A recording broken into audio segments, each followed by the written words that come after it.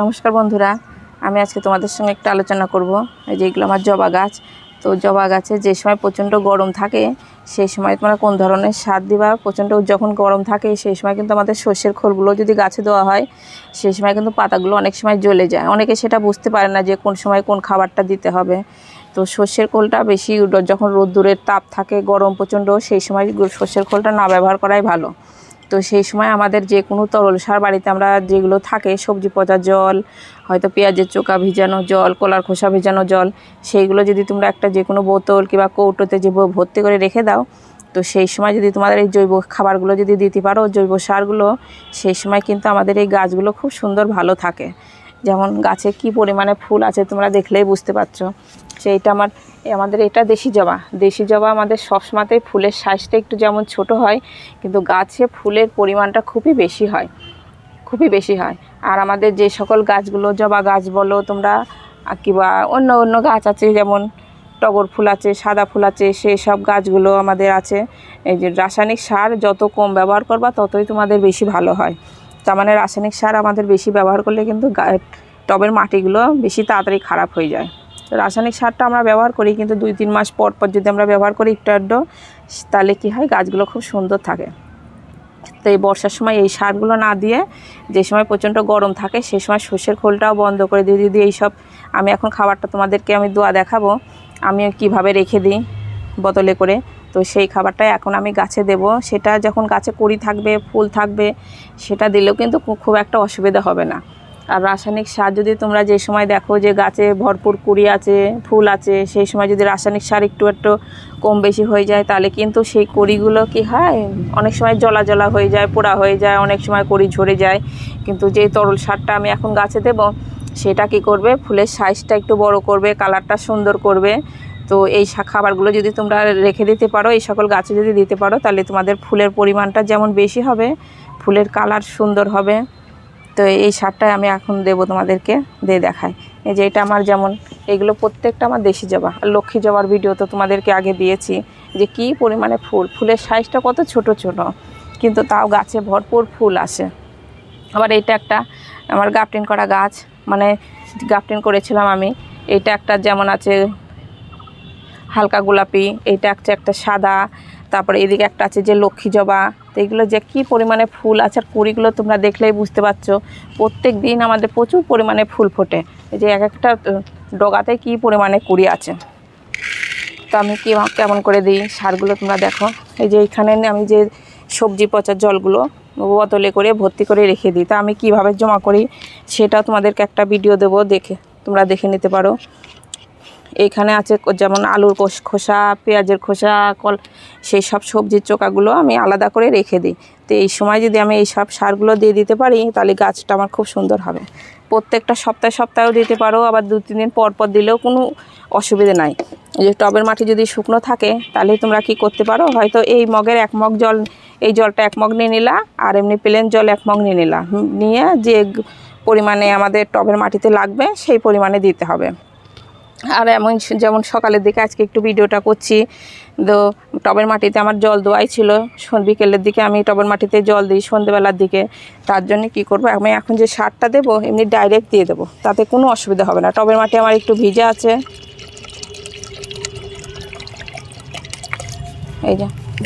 এই যে টবের মাটিটা একটু ভিজা আছে, তার জন্য কি করব, আমি নিয়ে সামান্য অল্প একটু করে দিয়ে দিলে পরেও গাছ ঠিকঠাকভাবে। তো তোমরা এইভাবে করে দিয়ে দিলা, কিন্তু সারটা দেওয়ার পরে আর যখন দেখবা যে আবার টবের মাটি আবার শুকিয়েছে, তারপরে কিন্তু যে একবার শুকালেও আবার জল দিতে হবে, সেটা তোমরা করো না।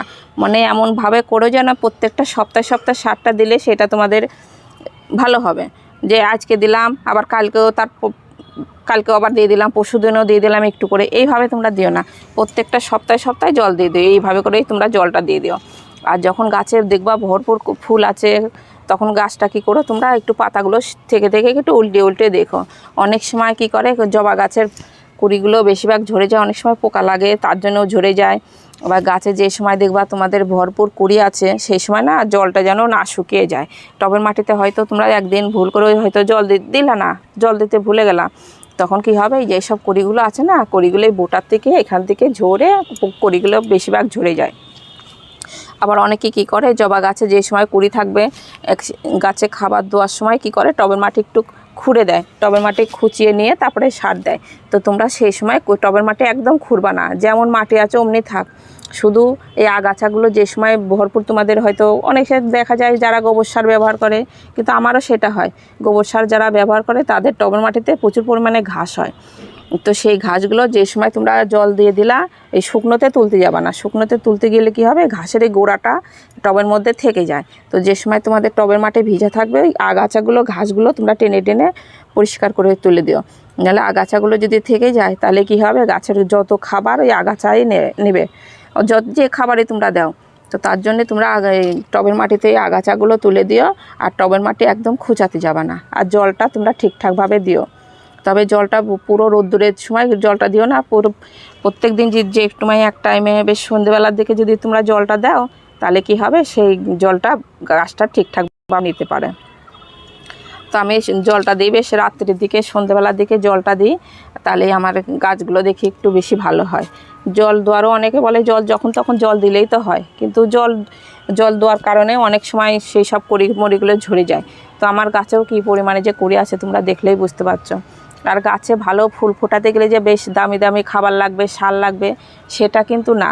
বেশ তোমরা একটু পোকাটা একটু খেয়াল রেখো। আমাদের জবা গাছ যেমন স্থলপদ্ম গাছে খুব পোকা লাগে বেশি, তবে একটা পোকাও তোমরা লাগতে দিও না।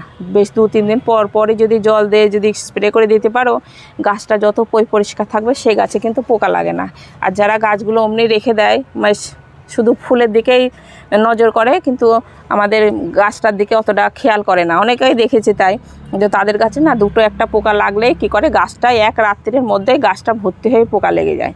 তো তোমরা জল দিয়ে যখন এমনি পরিষ্কার করবা, তার মধ্যেও সপ্তাহে 1 দিন করে যদি একটু শ্যাম্পু দিয়ে ধুয়ে দিতে পারো, শ্যাম্পু দিলে কি হবে, পাতার উপরে যে ধুলোবালিগুলো পড়বে সেগুলোও পরিষ্কার হয়ে যাবে। আবার অথচ যদি পোকা থাকে, মিলিবাগ বলে একটা পোকা হয় সাদা সাদা, সেটা কিন্তু শ্যাম্পুটা সহ্য করতে পারে না। তো সেইটা যদি মাঝে মাঝে 2-1 থাকে, ওই শ্যাম্পু দেওয়ার কারণেই কি হয়, সেটা পরিষ্কার হয়ে যায়, আর পোকাটা লাগে না। আর টবের মাটিতে তোমরা একটু খেয়াল করো, রাসায়নিক সারটা একটু কম দেওয়ারই চেষ্টা করো। বেশ মাসে 1 দিন দিলা সেটা ঠিক আছে। জবা গাছটা আমাদের একটু পটাশিয়াম সারটা বেশি পছন্দ করে। তো কলার খোসা, পেঁয়াজের খোসা যদি অনেক পরিমাণে গাছ থাকে, তো অত দেওয়া তো আমাদের সম্ভব হয়ে ওঠে না, অত হয়ও না। তো তার জন্য মাঝে সাঝে তোমরা একটু বেশ 2-1 মাস পর পর একটু লাল পটাশ, একটু সিঙ্গেল সুপার ফসফেট একটু গাছের গোড়ায় দিয়ে দিতে পারো। এটা যেমন আমার 10 ইঞ্চি ধরনের টবে গাছগুলো আমার লাগানো আছে, তো 1 চামচা করে তোমরা দিয়ে দিতে পারো। এই গাছটা আমার ছোটো টবেই ছিল, ওই লক্ষ্মী জবার গাছটা, এটা আমার গাফটিন করা গাছ, যেখানে আমি গাফটিন করেছিলাম। তো তার থেকে এটা আমি খুব সুন্দর দেখছি, ভালোই ঝাড় হচ্ছে। আর আমাদের দেশি জবা সবসময়তেই ফুলটা একটু বেশি ফোটে, সাইজটা যেমন ছোট্ট হয়, ফুলের পরিমাণটাও বেশ ভালোই গাছ ভর্তি হয়। আর এটা যেমন আমার দেশি এই পুনে ভ্যারাইটির গাছ, পুনে ভ্যারাইটি কি বেঙ্গলি ভ্যারাইটি এটা ঠিক আমি জানি না, তবে যখন গাছটা আমি কিনেছিলাম ছোট্ট চারা ছিল, বেশ 4-5 মাসের গাছ আমার। তো দেখছি বাড়িতে এনে বেশ ঠিকঠাকভাবে পরিচর্যা করে গাছটা আমার খুব সুন্দর এই যে ভালোই বেড়েছে। তো এই গাছটা যদি তোমাদের বাড়ি না থাকে তো একটা নিয়ে আসতে পারো। এই গাছে দেখছি ফুলের পরিমাণটা খুব বেশি হচ্ছে। তো অনেক গাছ আছে দেখি ফুলের পরিমাণটা, বিদেশের জবাতে বেশি খুব একটা ফুল ফোটে না, কিন্তু এই গাছটাতে বেশ ভালোই ফুল ফুটছে, প্রত্যেক দিন 2-3টে করে ফুল ফুটছে। এত ছোট গাছ তাও প্রচুর পরিমাণে ফুল ফুটছে। এই যে কালকেও যে 4টে মতন ফুল ফুটবে, এই যে কড়িগুলো কি মোটা মোটা তোমরা দেখলেই বুঝতে পারছো। তো এইভাবে করে তোমরা পরিচর্যা করো, তোমাদেরও গাছ খুব সুন্দর হবে। ভিডিওটা এখানে শেষ করছি, নমস্কার।